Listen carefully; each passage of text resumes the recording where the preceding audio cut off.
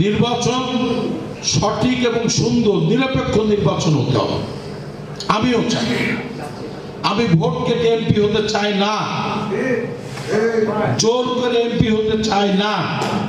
ওই এমপির কোনো মর্যাদা নাই।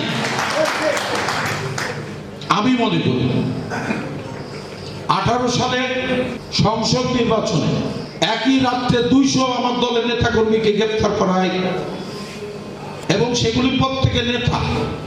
আমি জামিনে ছিলাম, জামিনে থাকা অবস্থায় কোর্ট আমার জামিন বাতিল করে আমাকে জেলখানে নেয়, নির্বাচন করতে দেয় না।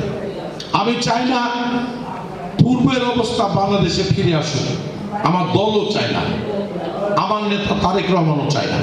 আমরা চাই দল মত নির্বিশেষে সবাইকে নিয়ে বাংলাদেশকে তাকে গড়তে প্রশাসনের সহযোগিতা। কারণ প্রশাসন সহযোগিতা না করলে যে দলই ক্ষমতায় আসুক দেশটাকে কিন্তু গড়তে পারবে না।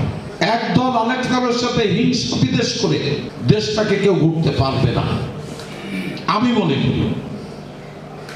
তাই আমরা দৌলতপুরের মানুষ, আমরা দৌলতপুরের জনগণকে নিয়ে ঐক্যবদ্ধভাবে দলমত নির্বিশেষে থাকতে চাই। যদি ভয় ভীতি দেখায় তাদের ফোন দেবেন, তারা আমাকে জানাবে বা আমাকে সরাসরি ফোন দেবেন, আমি ব্যবস্থা নেব। আমি কথা দিলাম প্রশাসনকে আমি ব্যবস্থা নেব।